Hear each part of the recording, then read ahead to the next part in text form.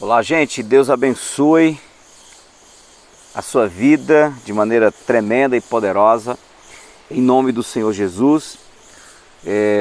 Como temos sempre liberado palavras para edificar o coração dos nossos irmãos, dos nossos amigos que têm nos acompanhado, aqui vai mais uma palavra do Senhor, e que essa palavra ela seja pão vivo para o seu coração.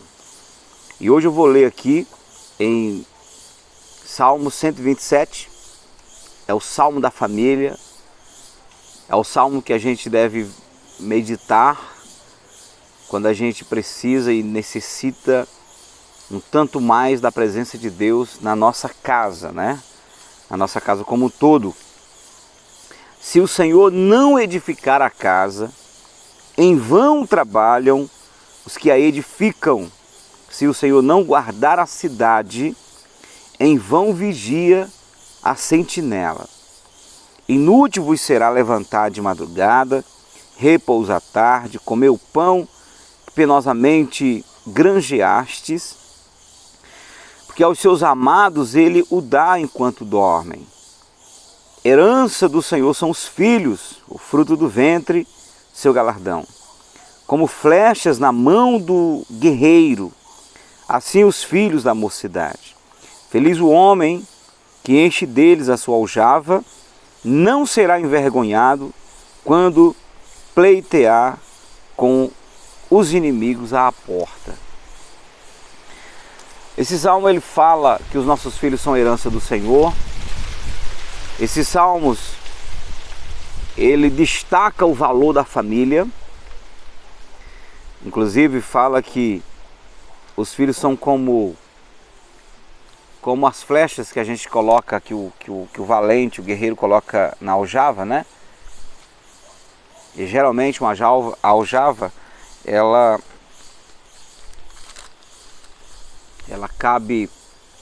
suporta de 5 a 8 flechas, né? E Deus gosta de olhar para uma família e ver a família grande, né? Essa é uma das palavras de ordem do Senhor, encher a terra, né? Enfim, Deus é um Deus de família. Aqui também fala de pessoas que vivem o tempo todo tentando garantir a sua segurança. Dormem tarde, come o pão de dores, ou seja, a sua vida se resume em trabalhar muito, em lutar muito, a fim de gerar uma segurança para a família, uma segurança financeira, uma estabilidade e enfim, ter uma dignidade na família. E esse tipo de gente que a Bíblia está dizendo aqui, que vive em função do trabalho a fim de ter uma família estruturada, esse tipo de gente sofre, porque a Bíblia está dizendo que essas pessoas trabalham em tempos que não deveriam estar trabalhando, porque Deus dá ao seu povo esse resultado enquanto dormem. Então está dizendo aqui que enquanto você que crê em Deus, enquanto você dorme, está dizendo que o Senhor acrescenta, o Senhor dá o pão, né, aos seus filhos enquanto dormem. Bom, estou falando tudo isso para dizer que não existe uma maneira eficaz da gente ter uma família edificada se não for trazendo o Senhor para o centro. Se o Senhor não edificar a casa, em vão trabalham os que a edificam. Então, casa representa família. Tem muita gente tentando edificar a casa na sua própria habilidade, nos seus próprios meios, nos seus próprios caminhos, e terminam não conseguindo edificar. Daí você pode rapidamente analisar e se lembrar de tantas pessoas que não buscam a Deus, mas que têm uma casa estabelecida, tem uma boa casa, tem carros, tem um bom emprego, Mas deixa eu dizer para você, quando a Bíblia fala, se o Senhor não edificar a casa, em vão trabalham os que edificam, uma casa edificada diante de Deus não tem nada a ver em a pessoa, por exemplo, crescer muito financeiramente. Tem gente que cresce muito financeiramente, mas não tem casamento. Às vezes tem casamento, mas não tem filhos, os filhos são rebeldes. Quantos filhos de papaizinhos, né?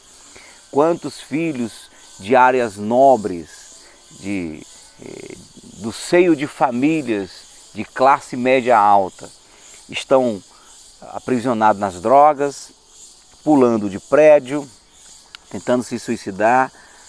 Quantos a gente, né, não conhece assim? Então isso mostra que o dinheiro não representa a edificação da casa. Inclusive, o amor ao dinheiro é a raiz de todos os males. Às vezes, porque uma família desfruta de muito patrimônio, isso gera motivo de desconforto, brigas, contendas, competições e até destruições de lares. Então, não é o dinheiro. O Senhor edificar a casa, Ele vai sim trabalhar na questão do dinheiro. Ele vai sim prosperar, porque a Bíblia diz, nunca vi um justo desamparado nem sua descendência mendigar o pão. Deus vai suprir.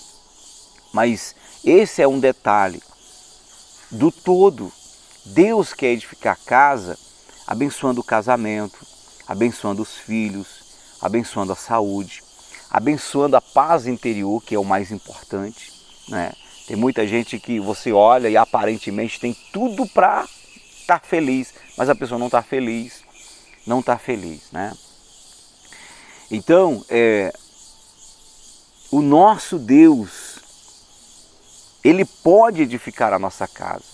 Se você está com a sua casa e você sente que essa casa está edificada em areia, você sente que a qualquer momento, tudo que você tem, você vai perder.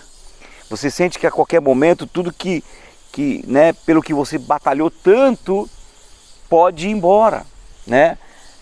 Você vive ameaçado a uma destruição. Eu quero dizer para você que se você trouxer o Senhor para a sua casa, para o centro da sua casa, o inimigo não vai poder destruí-la. Você pode ser ameaçado, os ventos podem soprar, parece que o barco vai virar, mas se Jesus estiver na sua casa, no barco da sua vida, esse barco não vai naufragar. Esse barco não vai virar, não vai afundar, porque é o Senhor que sustenta. Se o Senhor não edificar a casa, em vão trabalham os que edificam, mas se o Senhor edificar, você está seguro. Então, uma das maneiras de trazer Deus para edificar nossa casa é por meio da palavra de Deus. Quando nós lemos a palavra, estudamos a palavra, ouvimos a palavra e lutamos para colocar a palavra em prática, então o próprio poder da palavra se encarregará de edificar a nossa casa, porque a palavra é o próprio Cristo vindo habitar em nossa vida. Jesus falou: Pai, santifica-os na palavra, a tua palavra é a verdade. Santifica-os na verdade, a tua palavra é a verdade. Então, quando a palavra de Deus é lida, é meditada, ela se encarrega de santificar nosso coração. Quando a palavra de Deus é uma regra de fé para a família, então a palavra de Deus vai norteando, vai afugentando o mal e o Senhor vai edificando. Então eu quero terminar com o texto de Mateus, capítulo 7, versículo 24 em diante, quando Jesus fala: a que compararei o homem prudente? É aquele que ouve a minha palavra e coloca em prática. Todo aquele que ouve a minha palavra e pratica será semelhante ao homem prudente que edificou sua casa sobre a rocha. E uma vez essa casa edificada na rocha, vieram os ventos, as chuvas, combateram a casa, ela não caiu porque estava edificada sobre a rocha. Mas aquele que escuta a minha palavra e não pratica, será semelhante a um homem que edifica a casa na areia. Quando o vento bate, quando vem a chuva, os rios, ela vai embora, ela cai, grande é a sua queda. E uma das maneiras de colocar a palavra, né, em prática, como eu estou aqui ensinando, é convidar o Senhor, trazer o Senhor para edificar a casa. Orar dizer para o Senhor, eu não confio em mim mesmo, eu não vou colocar minha esperança nas oportunidades que tenho, nas circunstâncias. Às vezes você pede uma bênção para Deus e pede tanto que quando Deus dá aquela bênção para você, você passa a confiar naquela bênção. Você passa a viver em função daquela bênção e termina perdendo o foco do Senhor. Então não confie nas bênçãos, não confie nas circunstâncias, não confie no bom salário que você tem, não confie na casa, não confie nas oportunidades, nos amigos, confie no Senhor. Traga a Ele, diga para Ele, Senhor, eu não vou depositar minha esperança em cisternas rotas, em cisternas furadas, em lugares que não podem me garantir nada. Eu vou depositar minha confiança no Senhor, porque é o Senhor que pode me ajudar, é o Senhor que pode edificar minha casa, é o Senhor que pode salvar o meu casamento, é o Senhor que pode garantir o meu futuro.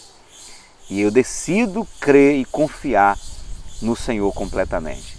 E uma vez fazendo isso, diariamente, de todo o coração, te prepare porque Deus vai entrar com força e Ele vai edificar sua casa. E sua casa será, sem sombra de dúvidas, um referencial, um alvo onde as pessoas vão olhar e dizer, Deus existe e eu quero servir também a esse Deus. Que o Senhor edifique a sua casa poderosamente, em nome de Jesus.